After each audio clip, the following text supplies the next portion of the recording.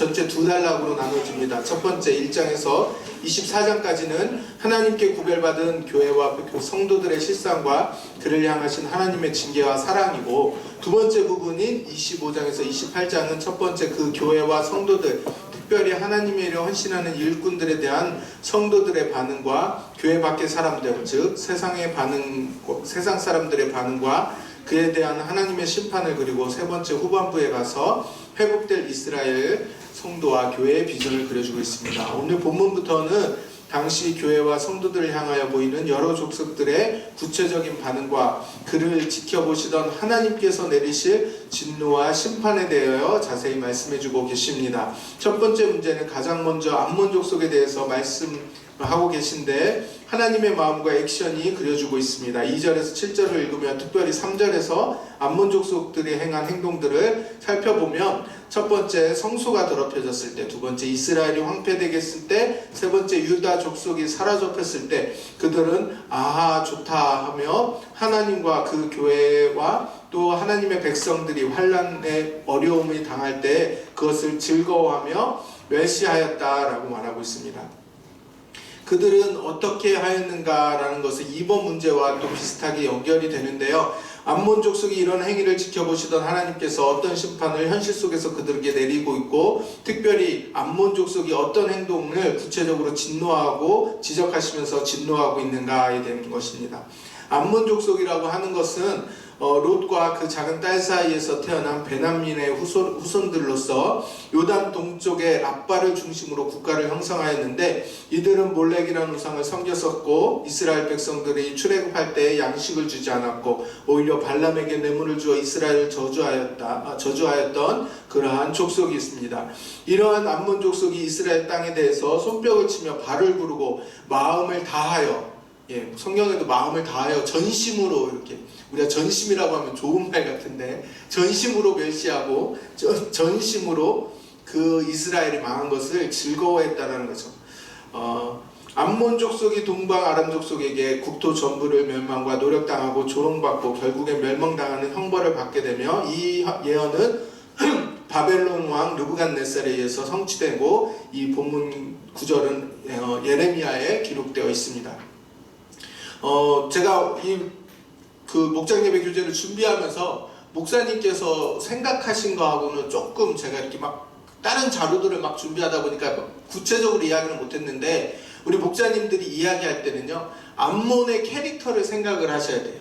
지금 암몬과 모압과 세일과 또 에돔과 블레셋의 캐릭터를 생각하시고, 목사님께서 말씀하시는 건 우리가 이런 캐릭터가 있다는 거예요. 이런 성격이 다른 사람들의 잘못과 망하는 걸 보고 손뼉치고 즐거워한 거, 쌤통이다 라고 하는 그러한 모습이 있다면, 이것이 저 먼 이스라엘의 에돔 땅에 있는 사람들만 그랬다는 게, 암몬 족속만 그랬다는 게 아니라 내가 지금 암몬 족속과 같은 죄를 짓고 있구나 라는 것을 깨달으라고 하시는 거예요. 제가 오늘 말씀은 성경의 배경과 암몬 족속의 배경을 말씀하고 있지만, 우리 목장 식구들이 이야기할 때는 이런 거는 어떻게 보면은 더 쉬운 거예요.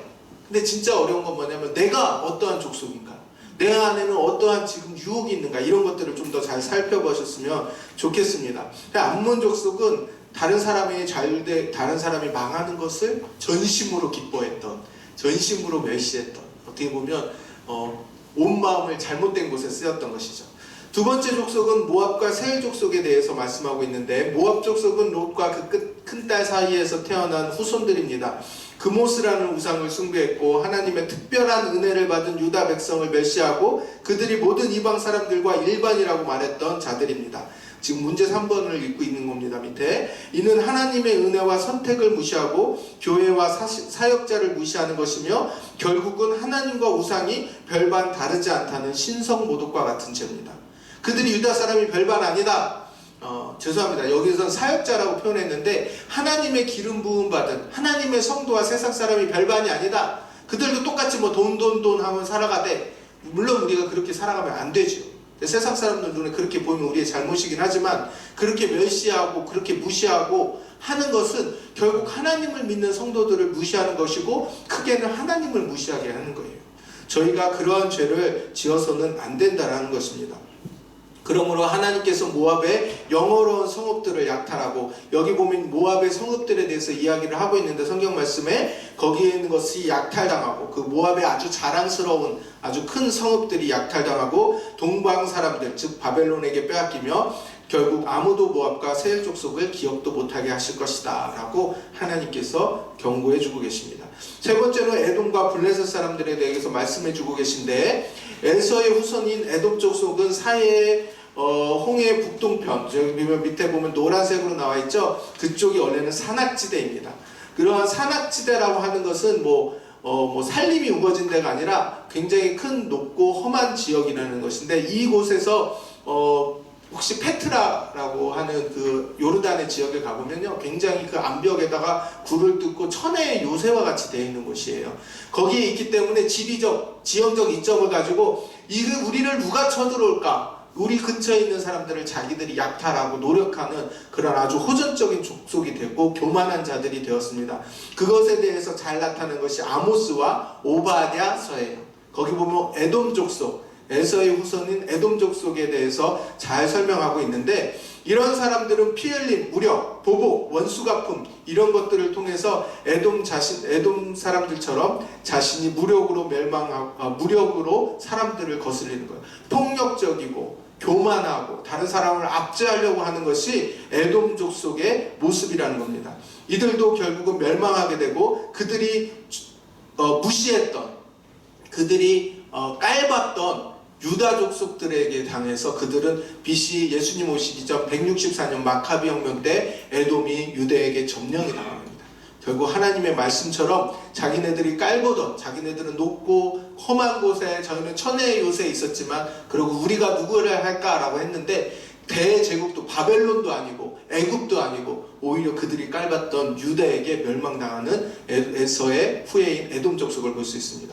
마지막으로 우리 여섯 번째 보면 블레셋 자손, 블레셋에 대해서 나오고 있는데, 제가 문제 4번, 5번을 이렇게 조금 묶어놨습니다. 그래서 여러분들이 좀 보시면 되겠고요. 6번에 블레셋 사람들의 죄. 블레셋은 가나안 7족속 중에 하나로 이스라엘의 시작부터 문화적, 군사적 악영향을 골고루 끼친 아주 악한 족속이고, 그들은 오래전부터 계속해서 이스라엘을 공격해왔다는 것입니다.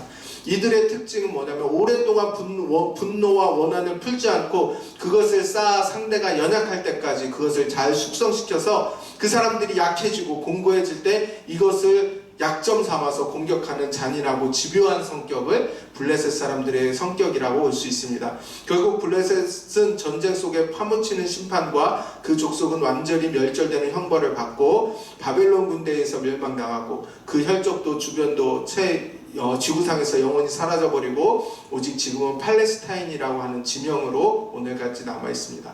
문제 7번에 보면, 암몬과 모압, 세일, 에돔, 블레셋 족속은 우리 얼굴 속에 우리의 얼굴도 있음을 서로 한 가지씩 고백하고, 오늘 우리에게 주신 만남과 인간관계를 관리하고 어떤 복이 있는지, 또 특히 하느님이 세우시고 쓰시는 믿음의 일꾼들을 어떻게 대할 것인가를 로마서 16장 1절에서 27절까지 로마서 말씀입니다. 지난번에 주일날 나눠진 성경책에는 이제 여기가 오타가 나서 고린도 전서로 나갔는데, 여기가 로마서 16장입니다. 로마서 16장에는 어떤 내용이 나오냐면, 로마서 16장에는 사도 바울과 동역했던 29명의 이름과 더불어 그들이 저의 집에 있는 교회, 또 그들과 함께 있는 형제들과 같이 써서 많은 일들을 열거하고 있습니다. 바울은 혼자 일했던 것이 아니라 이런 공동체와 다른 사람들이 있어서 그들과 함께 하나님의 뜻을 이루고 공동체의 유익을 위해 헌신한 자들의 노고를 잊지 않고 이것을 성경에 기록했어요. 성경에 그 사람들을 기록한 것은 그들에게 개인적인 친분이 있었다라고 하는 것이 아니라, 그들에 대한 사명과 사역을 함께하고 선을 이룬 자들에 대해서 인정하고 합당한 예절로 그들을 인정해주고 그들을 교회에서 대우해 줄 것을 말씀하고 있는 것입니다. 우리 모두는 직업과 성별에 상관없이 축복의 통로이고 왕같은 제사장의 사명을 받은 사람들입니다. 함께 주의 뜻을 이루어가는 동역자들에게 성숙한 인생으로 합당한 예절과 포용으로 그리스도의 덕을 세우는 모든 성도님들과 목장이 되시길 주님의 이름으로 축복합니다. 기도하시겠습니다. 사랑과 은혜가 많으신 하나님 감사합니다. 주님 오늘도 예수께서의 말씀을 통해서 우리 속에 있는 정말로 악한 심정들과 제약된 것이 무엇인지 깨닫게 하심을 감사를 드립니다. 하나님이 기뻐하시는 자가 되게 하여 주시옵시고 우리와 함께 있는 동역자들과 사역자들을 정말로 성숙한 마음으로 그들에게 합당한 예절과 그들을 인정하며 우리가 협력하여 그리스도의 선을 세우며 아름다운 주님의 덕을 세우는 우리 모든 성도님들과 목장 식구들 될 수 있도록 축복하여 주시옵소서. 예수님의 이름으로 감사하며 기도하옵나이다. 아멘. 수고하셨습니다.